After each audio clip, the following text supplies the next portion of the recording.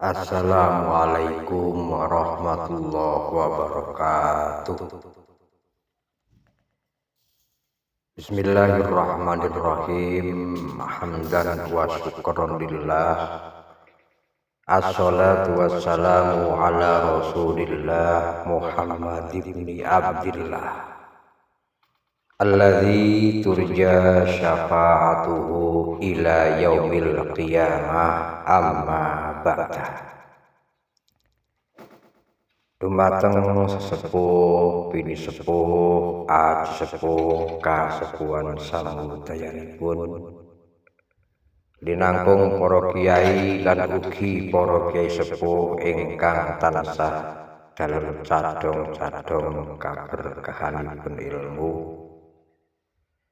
Sedaya majelis zikir wonten pundi kemawon, sedaya para komunitas wonten pundi kemawon, sedaya pecinta sarkuk wonten pundi kemawon, sedaya komunitas Turki wonten pundi kemawon. Salam takzim saking majelis zikir lan sholawat Miftahul Qulub pada pokan kiri nawa lan ugi salam pitepangan saking komunitas santri Bling 09. Alhamdulillah ing wonten sapunika nembe kemawon karawuhan jamaah kiri nawa ingkang wonten Kebumen saha ingkang wonten Wiramastra. Alhamdulillah sampun dumugi papan panggonan kanthi juguran sareng, mejang mutih sareng, udut bareng kanthi rasa minggah dumateng lelonipun. Mugi beliau berdua tansah kaparingan kaberkahan dunya lan akhirat sedaya tujuan sir dahar waketipun kampilaken kalih Gusti Allah. Pekaten anggenipun dalam matur wonten kirang sae kirang adab kirang sopan kirang prapsila kirang ganggu kirang subuh cita kirang lucu prana saha kirang tata krama nyuwun kuing pangapunten dumateng panjenengan samudyan. Alhamdulillahirabbil alamin. Anak-anak bawang Wiramastra ronto-ronto kroyo-royo kludhake wekdal suwan silaturahmi nanggon mbahne kene. Ya ketrima banget. Nyatane wong silaturahmi ki nek ora saka gerak hati iki jan abot. Cedhak bisa dadi adoh, adoh bisa jadi cedhak mergo saka hubungane ati. Mila monggo padha seneng-senenga nyambung tali silaturahmi ben dibarokahi nanggon sekabehane. Kan kaya ngono kuwi. Ya alhamdulillah wis rawuh. Sinten jenengan, Mas? Samsul, Mas. Sinten jenengan, Mas? Nova. Anak lanang Samsul, anak lanang Nova niki. Samsul niku Kebumen. Belum bawang. Iki Bawang. Wanadri dusun Karangbojo. Wanadri, ora apa-apa, katok pendekan ora apa-apa. Tekan kene ya tak tampa, sing penting aja wudo. Nah kaya niku. Monggo sedulur, yang jauh mendekat, yang dekat merapat. Kaya niku, bahasane paling penak. Jangan putuskan tali silaturahmi hanya karena kecemburuan pribadi sesaat. Ngeten niku mung karena ora cocok, ora sreg njur diputus pas seduluran. Ya kurang berkah. Sedulur iku nambahi wawasan ilmu pengetahuan sing instan tapi langsung mlebu nang alam pikir karena logik dan ilmiah. Ngoten, nang kene niku ado-ado wedang putih ya ora masalah, ketemune ati kok. Ya wedang susu anggar ketemu ora ati ya sih krasa ngelak terus. Udur dulu, jangan sampai si kumu lewat. Udu to sadurunge didudut nyawane. Asik.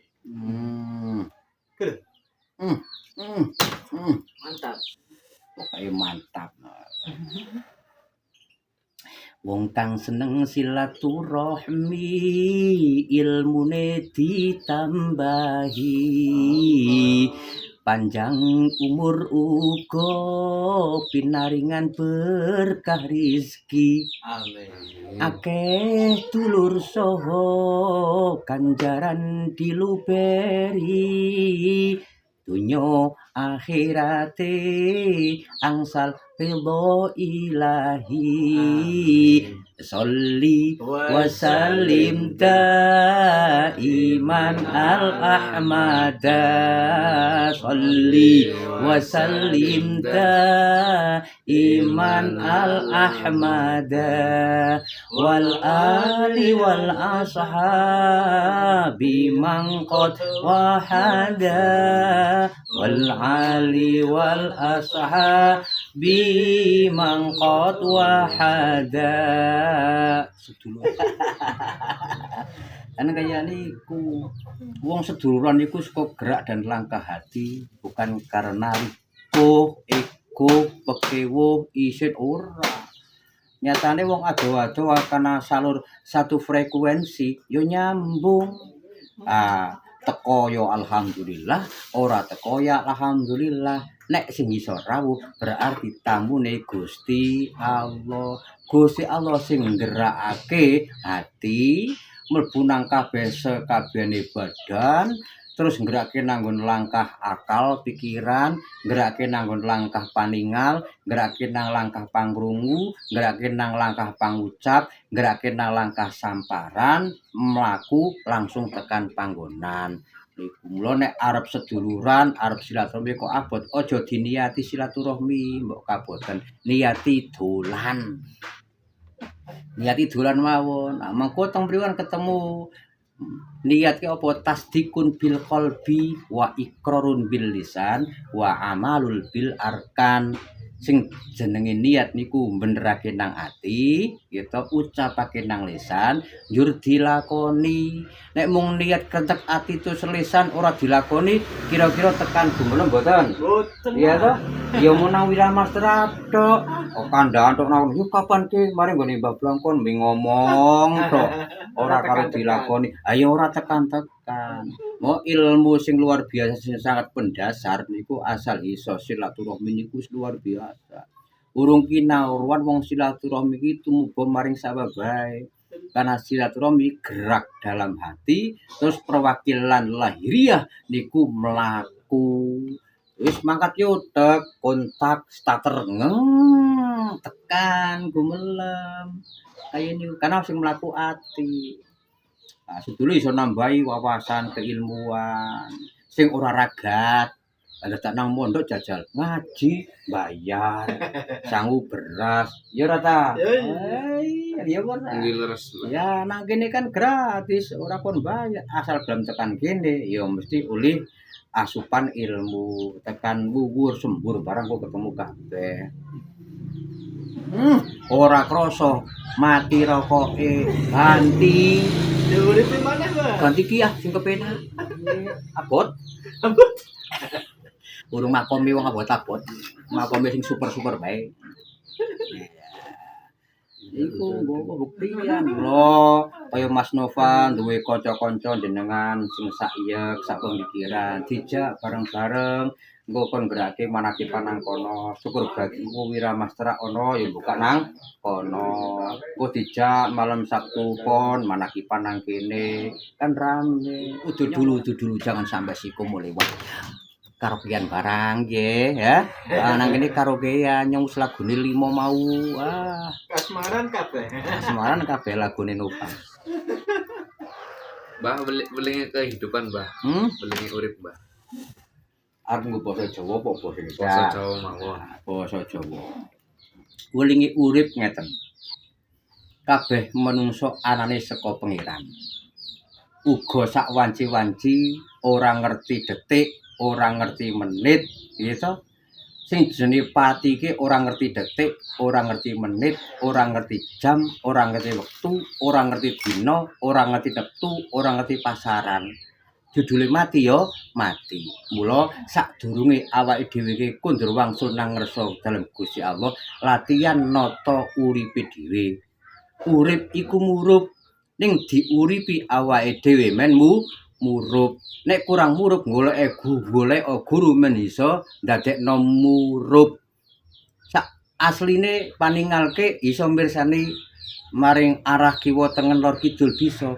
Ning paningale iki urung terarah, urung murup. Ben murup kowe ana sinar sing memberikan kehidupan. Ya sapa? Ya guru. Sapa? Ya kiai. Mula balio maring kiai-kiai kampung, balio maring kiai-kiai dusun, balio maring kiai-kiai desa, munggahe kiai kecamatan, kiai sing dikenal awake dhewe iso nuntun nang awake dhewe. Golek kiai sing apa anane ora sah nggur sing seragam-seragaman, bingung malah. Seragam iki dienggo nalikane kanggo, nek wis ora kanggo aja dinggo. Mula senjane lakon ku ya laku, lakon, nglakoni, dilakoni mesti kelakon.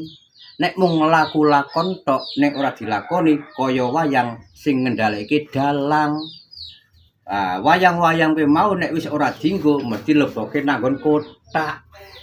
Rampung berarti nek menungso wis ora dienggo karo pangeran leboke luangan rampung. Ya to, sakti-saktine wayang ora nang kono Samir Fatruk Al-Baghonal Khair barang nika ya kan wayang. Bila awake dhewe urip nang alam donya aja semangkean, urip nang alam donya aja gaya, urip nang alam donya aja mung lagak penampilan. Saanane sing dienggo nek cahaya wis mulai bersinar tetep bersinar, ora sama pak disinar-sinarke, ora samersa disumut-sumut. Nek maksa disumut-sumut nek ora pas dhewe malah kobongan dewek. Sumut cilik mengko dadi gedhe. Mula monggo sedulur kabeh sing lagi diwe kesempatan hidup karo Gusti Allah digunakake sak bisane, sak mampune, sing penting ora melanggar karo koridor saringan. Dhewe duweni kiai Jawa, bali nang kiai Jawa. Dhewe duweni kiai pribumi, ya bali maring kiai pribumi. Krana apa? Kiai Jawa, kiai pribumi niku akeh-akeh niku mondok nang pondok pesantren sing kiai niku nasabe munggah maring Kanjeng Nabi. Syarat keilmuane ya nyambung. Awake dhewe ndongane urung iso gudul tekan Gusti Allah. Dhewe sapa sih? Ya butek, ya bobrok.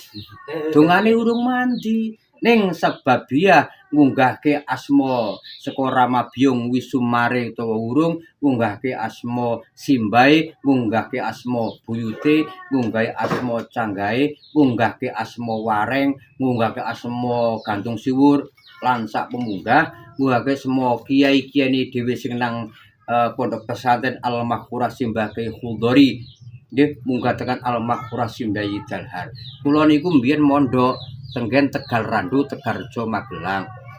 Men ketok gagah nyong kuwi mbiyen mondok nang Tegal Randu, Tegarjo Magelang. Kiyaine Al-Maghfurah Simbah Kyai Munir Abdullah. Lah, Simbah Kyai Munir Abdullah niku nyantri nang Al-Maghfurah Simbah Kyai Khudori Garjo. Mbah Khudori minggah tekan Al-Maghfurah Simbah Kyai Dalhar. Muga-muga anggone dhewe niku payungan para alim ulama sing luar biasa, sing sakti, sing cedhak karo pangeran. Uripe dhewe gegandulan barokah karo para kiai pribumi. Men sak keilmuane munggah tekan Wali Tis'ah, tekan Syekh Abdul Qadir Al-Jailani Al-Baghdadi Qaddasallahu Sirrahul Aziz, munggah tekan Kanjeng Nabi. Kan kaya niku pena. Man ahabal ustad faqat ahabal kiai. Man ahabal kiai faqat ahabal ulama. Man ahabal ulama faqat ahabal aulia. Man ahabal aulia faqat ahaba sultanul aulia Syekh Muhyiddin Syekh Abdul Qadir Al-Jailani Al-Baghdadi Qaddasallahu Sirrahul Aziz. Man ahaba sultanul aulia Syekh Muhyiddin Syekh Abdul Qadir Al-Jailani Al-Baghdadi Qaddasallahu Sirrahul Aziz faqat ahaban nabi wa rusuli ay Nabi Muhammad sallallahu alaihi wasallam. Wa man ahaban nabi wa rusuli ay Nabi Muhammad sallallahu alaihi wasallam faqat ahaballah. Wa man ahaba wa faqad dakhalal jannah bi khairi hisabin. Ene kaya niku. Pokoke aman-aman angger nderek gegandulan sarunge kiai wis insyaallah aman. Barokah langsung munggah karena makna barokah al barokatu ziyadatul khair ba'dal khair.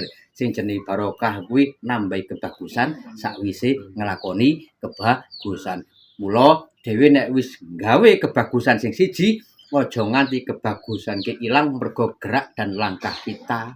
Aku ora seneng sedulur kabeh ngomongke alaning liyan, aku ora seneng kabeh sedulur hibah, kuwi dadi ngilang-ilangi kaberkahan saha ora mung ngilangi ngalang-alangi kaberkahan niki ngendikane Imam Ibnu Athaillah As-Sakandari wonten kitab Hikam kaya niku sedulur. Kulo seneng blangkonan. Semangat. Bagaimana kesan panjenengan monggo aturaken nalikane silaturahmi teng Mbah Blangkon. Alhamdulillah berkah manfaat berkah dunia akhirat selamat dunia selamat akhirat muga-muga apa sing dados hajate apa Amin. berkah silaturahmi kula sederek dateng sederek lintune mugi-mugi berkahi apa sing dados hajate kula sederek diijabahi kanthi wasilah panjenengan. Amin. Bagaimana Mas Nova? Alhamdulillah dinten saniki sawan tenggene Mbah Blangkon mugi-mugi hajat-hajate dikabulaken dhateng Allah. Amin. Wis ngeten niku mon sedulur nggih. Berkah tumone Pak. Intine bismillahirrahmanirrahim. Libtigha'i mardhatillah wa bi syafaati Rasulillah Muhammadin sallallahu alaihi wasallam wa bi karamatil auliyaillah al-akhasul auliya Syekh Muhyiddin Syekh Abdul Qadir Al-Jailani Al-Baghdadi qaddasallahu sirrahul aziz wa bi barakatil ulama ilah wa bi ridhoil walidain wa bi idnil walidain wa bi barakatil walidain wa bi ridhoillah wa bi idnillah wa bi barakatillah lahumul fatihah.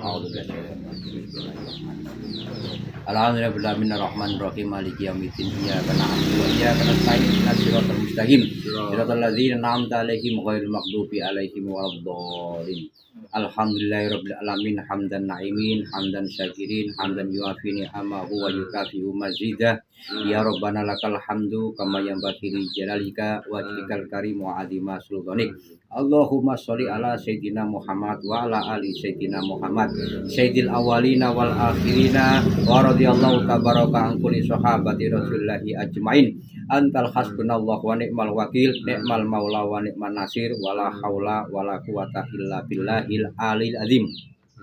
Ya Allah Gusti ingkang Maha Agung, ya Allah Gusti ingkang Maha Luhur, ya Allah Gusti ingkang Maha Cipta, ya Allah Gusti ingkang Maha Kuwasa, ya Allah Gusti ingkang Maha mboten nate sare, ya Allah Gusti ingkang Maha ngijabahi sedaya panyunipun makhlukipun panjenengan saking langit dumugi bumi kanthi kawusaken asma jalma manungsa.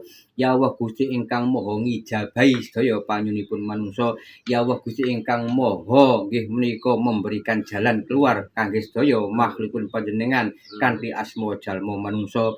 Ya Allah Gusti ingkang Maha paring kasarasan, ya Allah Gusti ingkang Maha paring karidhan, ya Allah Gusti ingkang Maha paring kabagas warasan, ya Allah Gusti ingkang Maha paring kaberkahan, ugi Gusti Allah ingkang Maha paring karahmatan lan Gusti Allah ingkang Maha welas lan kinasih.